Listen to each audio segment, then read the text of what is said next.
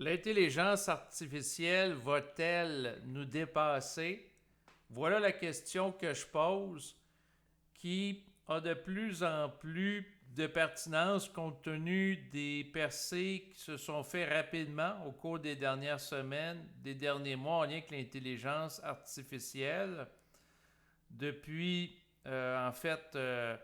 plusieurs jours, j'étudie intensivement l'intelligence artificielle en écoutant des vidéos, des conférenciers par rapport au sujet, mais aussi en faisant des expérimentations régulières avec ChatGPT 4. J'ai suivi le conseil de Laura Alexandre, qui est un conférencier en lien avec l'intelligence artificielle. Donc, d'ailleurs, je vous propose, si ce n'est pas déjà fait, d'aller écouter ses vidéos sur YouTube. Je le trouve très intéressant, dont celle-ci en particulier. Il a fait une vidéo qui s'intitule La guerre des intelligences, point d'interrogation, Laura Alexandre, en lien avec un livre qu'il a publié par rapport au sujet. Donc, il soulève des enjeux très intéressants en lien avec le développement rapide de l'intelligence artificielle. Et en fait, on en vient à un stade que ça va très vite et de plus en plus vite. Et on est rendu avec la compagnie Google qui a développé une intelligence artificielle qui s'appelle Alpha Evolve et qui a pour particularité bien de s'améliorer tout seul, rien de moins. Donc, si vous regardez à l'écran, vous allez voir une vidéo par rapport à ça qui apparaît de Vision IA. En fait, en bas d'enregistrement présent par rapport à cette vidéo et aussi des autres vidéos auxquelles je vais faire référence dans les prochaines minutes, vous allez pouvoir retrouver naturellement les liens web. Et c'est une vidéo qui est particulièrement intéressante parce que on vient de dépasser un cap. C'est-à-dire que l'intelligence artificielle, bon, s'est améliorée dans ses processus cognitifs de gérer l'information par rapport à ce qu'on appelle le deep learning, donc l'apprentissage profond. Ça, on en avait déjà entendu parler. Mais là, la particularité, c'est qu'en plus de toucher à des améliorations faites au niveau du software, ça touche aussi le hardware. Ce que va faire l'intelligence artificielle, je vais m'exprimer d'une manière un peu plus claire, c'est que l'intelligence artificielle de Alpha Google, plus concrètement, elle a optimisé par elle-même les puces de calcul de type TPU, donc TPU pour Tensor Processing Unit, donc unité de traitement de tenseur, donc soit les microprocesseurs qui servent à faire les calculs pour être plus rapides. Donc l'intelligence artificielle en est venue à un stade présentement en cette année 2025 où non seulement dans sa capacité à gérer l'information, elle s'optimise, mais aussi au niveau de sa forme physique. C'est comme si un être humain pourrait améliorer sa capacité d'apprendre, mais aussi améliorer son cerveau physiquement en le modifiant, qui sert à faire le traitement de l'information. C'est comme si, par exemple, on pourrait améliorer la vitesse de transmission d'informations d'une synapse à l'autre dans le cerveau. Donc, améliorer, par exemple, la vitesse de rapidité de circulation des informations. Et on est rendu à ce stade-là avec l'intelligence artificielle qui va améliorer les microprocesseurs qui lui servent de support pour traiter l'information par la suite.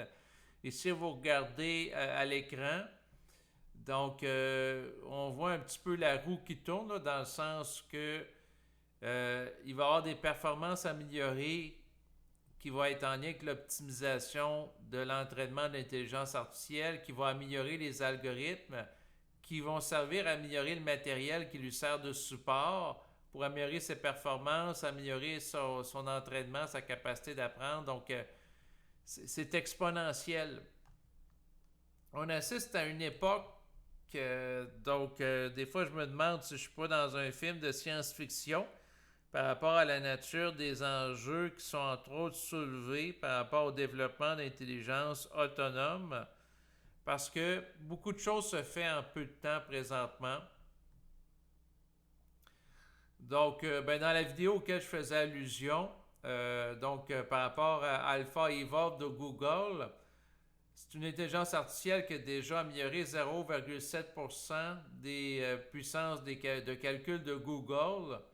Puis là, ça peut représenter plusieurs millions de dollars d'économie parce que c'est à grande échelle qu'est utilisé Google. Donc, ça améliore dans ses processus de traitement de l'information, comme je le disais, mais ce qui est plus spectaculaire, c'est la dimension physique. Et on est à un stade qu'avec l'autorégulation des machines sans intervention extérieure, on a les algorithmes qui s'améliorent tout seuls et ça amène beaucoup de réflexion. Le développement rapide et exponentiel de l'intelligence artificielle dans les penseurs de l'ère du temps par rapport à l'ère IA.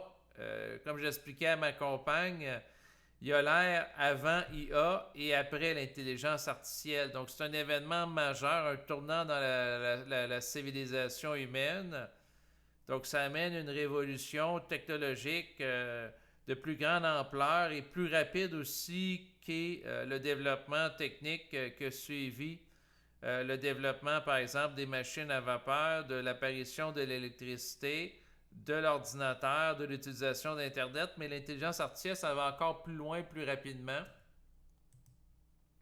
Laurent Alexandre, auquel je faisais allusion tantôt, parce que j'écoute régulièrement ses vidéos ces temps-ci, parlait de l'importance de développer sa capacité à prompter adéquatement l'intelligence artificielle, donc lui commander des choses, parce que c'est ce qui va faire la différence tantôt entre la productivité augmentée d'un travailleur de demain qui utilise l'intelligence artificielle pour augmenter d'une manière exponentielle la quantité de travail qu'il peut faire comparé d'un travailleur non augmenté.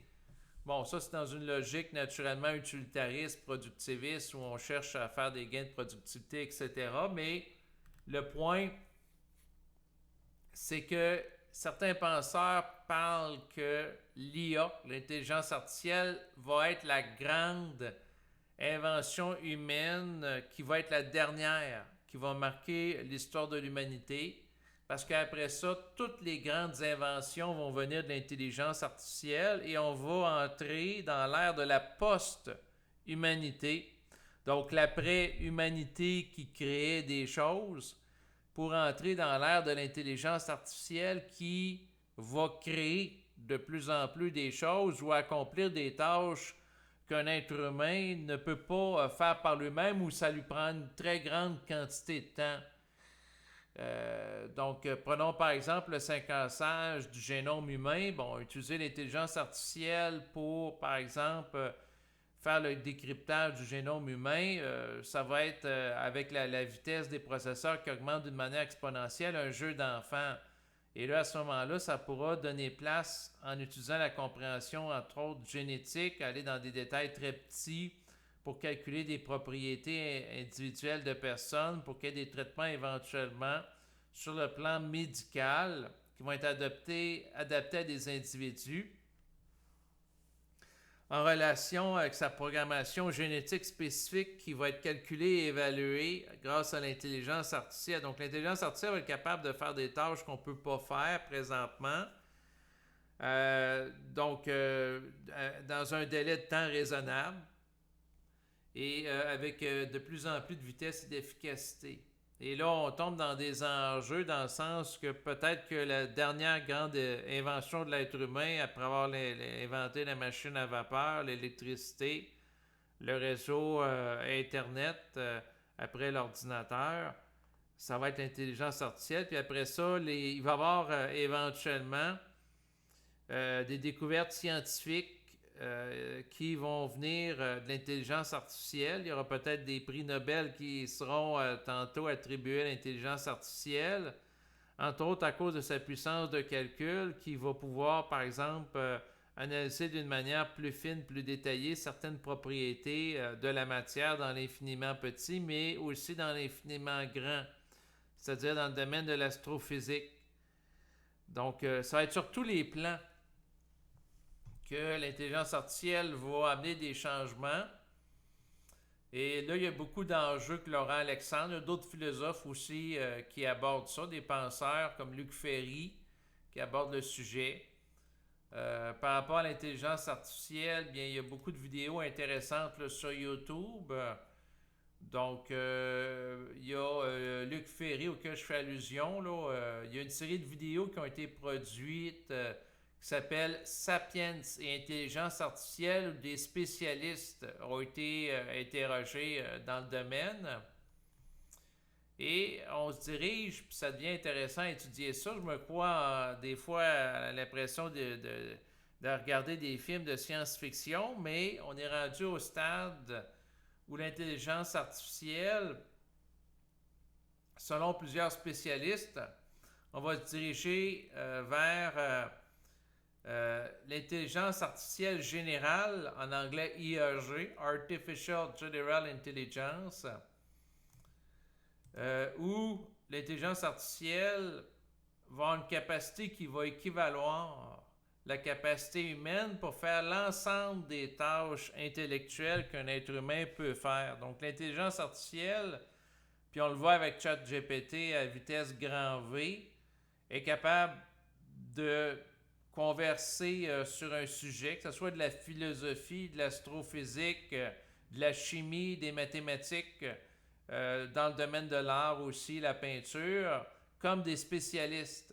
Donc, avoir accès, entre autres, à ChatGPT 4, l'expérience que je mène depuis plusieurs mois en lien avec mon étude intensive d'intelligence artificielle, entre autres par rapport à celle-là, qui est très prometteuse, c'est que je constate que j'ai l'impression de discuter, entre autres de manière verbale ou écrite, avec un spécialiste dans tous les secteurs, que ce soit au niveau financier, de l'anthropologie, sociologie, tous les domaines de la science. Tandis que sur le plan humain, bien, il peut y avoir quelqu'un qui a un doctorat, par exemple, en médecine, mais la personne n'aura pas nécessairement des connaissances aussi poussées dans d'autres disciplines parce qu'elle n'aura pas le temps à consacrer pour se surspécialiser dans plusieurs disciplines simultanément, alors que l'intelligence artificielle nous donne l'impression d'être en contact avec des docteurs dans plusieurs disciplines. Donc, c'est sûr qu'on se dirige après l'intelligence artificielle générale qui va être de plus en plus, dans le fond, atteinte au cours des prochaines semaines, des prochains mois, dans tous les secteurs d'activité humaine, à mesure que l'intelligence artificielle dévore et intègre toute l'information présente sur le web.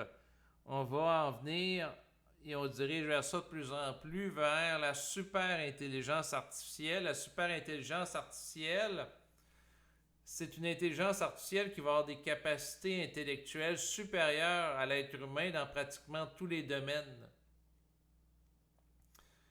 Donc, là, ce qui est marqué par rapport à ça sur Wikipédia, c'est que les experts affichent une large incertitude sur le temps que cela prendrait de passer d'une intelligence artificielle générale à une super intelligence artificielle. Les estimations pouvant aller de moins d'une heure à plusieurs décennies, en supposant que ce soit possible, mais on se dirige vers ça de plus en plus. Et sinon, Wikipédia aborde la singularité technologique. Donc ça, c'est intéressant à prendre en considération. Donc je vais en faire un peu la lecture de cet article par rapport à cette encyclopédie en ligne qui est Wikipédia. Donc, en fait, il est question de singularité technologique ou plus simplement de singularité. C'est l'hypothèse selon laquelle l'invention de l'intelligence artificielle déclencherait un emballement de la croissance technologique qui induit des changements imprévisibles dans la société humaine. Au-delà de ce point, le progrès ne serait plus l'œuvre que de systèmes d'intelligence artificielle qui s'auto-amélioreraient. De nouvelles générations de plus en plus intelligentes apparaissent de plus en plus rapidement dans une explosion d'intelligence, débouchant sur une puissance superintelligence, qui dépasserait qualitativement de loin l'intelligence humaine. Le risque serait que l'humanité perde le contrôle de son destin, de son essai de la venue de la singularité technologique, l'auteur de science-fiction, Bernard Vinge, explique que selon lui, l'atteinte de cette singularité signifierait la fin de l'ère humaine. La nouvelle superintelligence continuerait alors à s'améliorer et d'évoluer technologiquement à une vitesse incompréhensible pour les humains.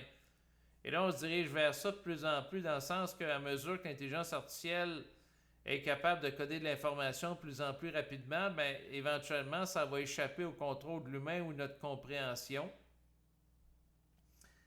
Et ça fait partie des enjeux liés au développement rapide de l'époque présente de l'intelligence artificielle.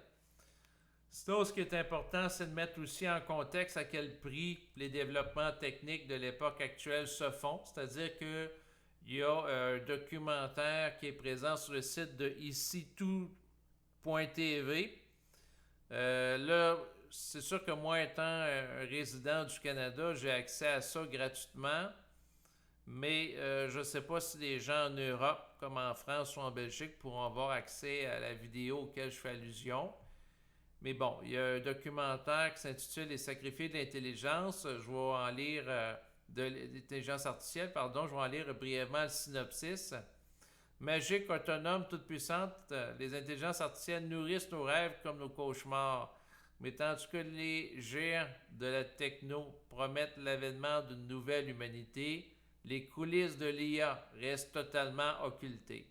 En fait, dans le documentaire, on voit le côté obscur lié à l'intelligence artificielle. Il est notamment question de gens au Kenya qui vont travailler à entraîner de l'intelligence artificielle pour des grosses compagnies, des géants du web milliardaires, mais en étant peu payés. Et ces gens-là se ramassent en étant exposés à longueur de journée à tout ce qui doit être filtré en lien avec l'intelligence artificielle. Donc, des choses qui ne sont pas propres, c'est-à-dire des choses qui ne sont pas nécessairement correctes, comme par exemple des scènes de meurtre, des scènes de violence extrême, mais aussi de la pornographie impliquant des enfants, de la bestialité, des animaux. Donc, pour qu'eux autres, ils censurent puis ils modèrent certaines images, parce que l'intelligence artificielle doit être éduquée à censurer certains types de contenus pour ne pas en faire la propagation. Et pour les censurer adéquatement, bien, il faut que des gens éduquent dans un premier temps l'intelligence artificielle. Sauf que le problème, c'est que des gens qui sont exposés à des images chocs, dans certains cas, ça crée des traumatismes et des gens qui se ramassent à faire des cauchemars à répétition et qui sont perturbés sur le plan psychologique. Naturellement, dans le documentaire, il était question que les compagnies ils ont des antennes de confidentialité pour pas que leur nom soit pointé directement sur la place publique. Et aussi, ils n'ont pas nécessairement le service de psychologue pour les accompagner, c'est vivre la détresse psychologique au travail. Donc, la façon que c'est fait, ils montraient au Kenya qu'il y avait, vu qu'il y avait des gens qui étaient pauvres, ben, ils acceptaient de faire des choses que des gens d'autres pays n'acceptent pas. On voyait entre autres une séquence où il y avait le tri de déchets. Et un parallèle était fait en lien avec l'intelligence artificielle, à savoir que ces gens se ramassent à trier les déchets de l'humanité, c'est-à-dire ce que les gens ne veulent pas voir, et se ramasser à gérer des contenus offensants. Puis pendant ce temps-là, ben, le raffinement de l'intelligence artificielle va peut-être se faire dans des pays plus occidentaux, où là, il était question dans le documentaire, bon, quelqu'un était par exemple payé pour amener l'intelligence artificielle à s'assurer qu'elle fasse bien la distinction entre c'est quoi un piano et un synthétiseur. Bon, les choses qui sont propres ou politiquement correctes, ils font faire là, mais les autres, comme voir des enfants se faire agresser sexuellement à multiples reprises, ils envoient ça dans d'autres pays lointains. Donc, ce qu'il faut comprendre, c'est que derrière l'intelligence artificielle, un peu comme pour les diamants du sang, qui sont ensuite vendus à des forts prix dans les pays occidentaux, mais les gens ne savent pas que c'est en lien avec l'exploitation humaine ou ils ne veulent pas le voir, ben, derrière ça, il y a aussi des enjeux, malheureusement, d'exploitation humaine par rapport à certaines plateformes en lien avec l'intelligence artificielle. Donc, ça fait partie des choses à prendre en considération. En même temps, c'est sûr que si il y a un développement à faire en lien avec ça. C'est comme inévitable que l'intelligence artificielle doit être éduquée à de la modération. Peut-être qu'il faudrait que les gens soient moins exposés à des contenus chocs à intervalles intensifs pour éviter qu'ils fassent des cauchemars à répétition.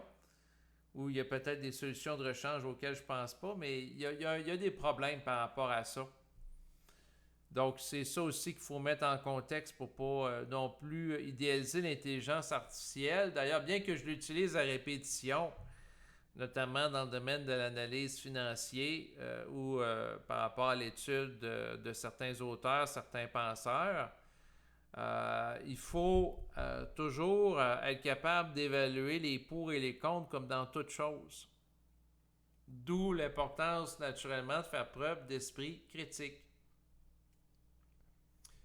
Mais pourquoi je parle d'intelligence artificielle, c'est que c'est vraiment dans l'air du temps. C'est sûr qu'il se développe.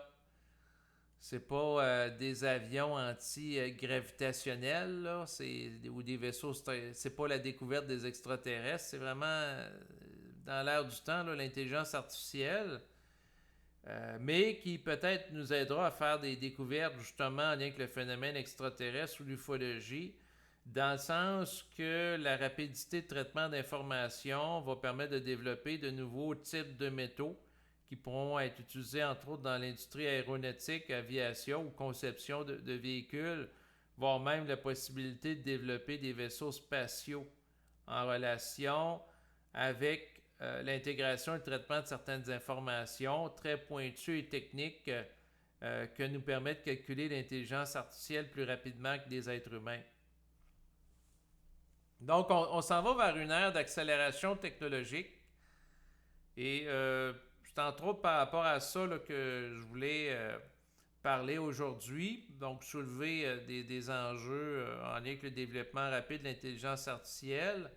Naturellement, ça peut être intéressant de voir qu'est-ce qui peut être intégré ou pas à son quotidien, mais les grandes surprises que j'ai dans mon constat d'utilisation intensive depuis plusieurs semaines de ChatGPT, c'est que l'intelligence artificielle est capable de faire preuve de créativité. Je l'ai vu. D'ailleurs, j'ai fait des vidéos en lien avec le fait que l'intelligence artificielle, en un claquement de doigts, rapidement peut générer un scénario de film, un scénario de roman, des poèmes de différents types, peut générer par la suite des histoires, peut générer, c'est sûr, des contenus informatifs, un peu comme un journaliste, et ainsi de suite. Ça peut générer beaucoup d'informations. Donc, c'est sûr qu'autrefois, les gens disaient, la créativité, c'est l'apanage de l'être humain, la machine ne sera jamais aussi créative, voire plus qu'un être humain, mais avec ChatGPT, malheureusement, ce que je vois, c'est que l'intelligence artificielle est très créative. Un autre élément qui était vu comme étant une frontière que l'intelligence artificielle ne franchirait pas, c'est la capacité d'empathie. C'est-à-dire qu'on avait dit historiquement que l'être humain ne voudrait que consulter, que ce soit un psychologue ou un docteur, pour la dimension chaleureuse et humaine, sa capacité d'écoute empathique, c'est-à-dire se mettre à la place de l'autre, dans le respect, avec bienveillance. Or, l'intelligence artificielle, si vous parlez avec ChatGPT, vous allez voir qu'elle va faire preuve d'une écoute respectueuse, empathique à un certain niveau, avec bienveillance. Donc, la dimension de soins bienveillants dans sa façon de parler, etc. À quelque part, à un certain niveau, l'intelligence artificielle peut le faire.